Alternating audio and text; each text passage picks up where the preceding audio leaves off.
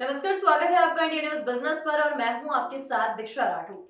RBI ने MPC की बैठक में लगातार 7वीं बार रेपो रेट में कोई बदलाव ना करने का फैसला लिया है। आरबीआई गवर्नर शक्तिकांत दास की अध्यक्षता वाली 6 सदस्यीय समिति ने दर को 6.50% पर बरकरार रखा है। इस बार दर कुछ कम होने की उम्मीद जताई जा रही थी, लेकिन ऐसा नहीं हुआ। तो वहीं अब इस वीडियो में आपको बताएंगे कि आखिर आरबीआई के रेपो रेट बढ़ाने या घटाने का आम आदमी यानी कि हम सभी लोगों पर कैसे असर होता है। साथ ही आपको बताएंगे कि रेपो रेट क्या होता है, रिवर्स रेपो रेट क्या होता है और क्या होता है सीआरआर, और इनके बढ़ने घटने से ईएमआई पर कैसे असर पड़ता है। तो सबसे पहले हम समझते हैं कि क्या होता है रेपो रेट। तो जिस तरह आप अपनी जरूरतों को पूरा करने के लिए बैंक से कर्ज लेते हैं और उसे एक निर्धारित ब्याज के साथ चुकाते हैं, उसी तरह पब्लिक, प्राइवेट और कमर्शियल सेक्टर्स के बैंकों को भी अपनी जरूरतों को पूरा करने के लिए लोन लेने की जरूरत पड़ती है। ऐसे में भारतीय रिजर्व बैंक की तरफ से जिस ब्याज दर पर बैंकों को लोन दिया जाता है उसे रेपो रेट कहा जाता है। रेपो रेट कम होने पर आम आदमी को राहत मिल जाती है और रेपो रेट बढ़ने पर आम आदमी के लिए भी मुश्किलें बढ़ती है। अब सवाल उठता है कि रेपो रेट के साथ ईएमआई क्यों बढ़ जाती है। तो रेपो रेट एक तरह का बेंचमार्क होता है जिसके बेसिस पर बाकी बैंक आम लोगों को दिए जाने वाले लोन के इंटरेस्ट रेट को तय करते हैं। जब रेपो रेट बढ़ता है तो बैंकों को कर्ज ज्यादा ब्याज दर पर मिलता है। ऐसे में बैंक आम आदमी के लिए भी होम लोन, कार लोन और पर्सनल लोन की ब्याज दर को बढ़ा देता है। ब्याज दरें बढ़ने का सीधा असर आम लोगों की ईएमआई पर पड़ता है और उनकी ईएमआई बढ़ जाती है।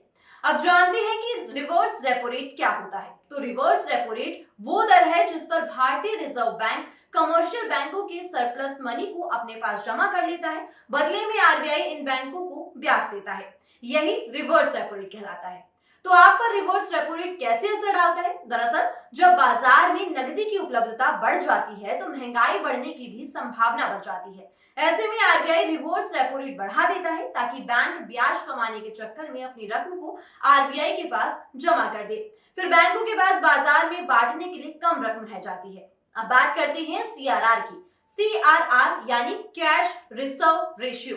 सभी बैंकों को अपनी कुल जमा राशि का निश्चित हिस्सा रिजर्व बैंक के पास जमा रखना पड़ता है। इसे सीआरआर कहते हैं। ये बाजार में नकदी के फ्लो पर कंट्रोल रखने का एक टूल है और बैंक की ड्यूरेबिलिटी और जरूरतों को पूरा करने के लिए जरूरी है। आरबीआई के पास रखा गया नकद रिजर्व ये सुनिश्चित करता है कि बैंक अपने ग्राहकों की मांगों को पूरा करने के लिए नकदी की कमी से ना जूझे, क्योंकि अगर सीआरआर बढ़ता है तो बैंकों को अपनी पूंजी का बड़ा हिस्सा भारतीय रिजर्व बैंक के पास रखना होता है।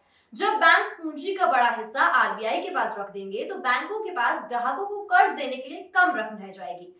वहीं अगर रिजर्व बैंक सीआरआर को घटाता है तो बाजार में नकदी का फ्लो बढ़ जाता है। हालांकि रेपो रेट और रिवर्स रेपो रेट में बदलाव से बाजार में नकदी की लिक्विडिटी पर जल्दी असर पड़ता है, जबकि सीआरआर में किए गए बदलाव से नकदी की उपलब्धता पर काफी समय बाद असर पड़ता है। इसलिए आरबीआई सीआरआर में तभी बदलाव करता है जब उसे नकदी की लिक्विडिटी पर तुरंत असर ना डालना हो।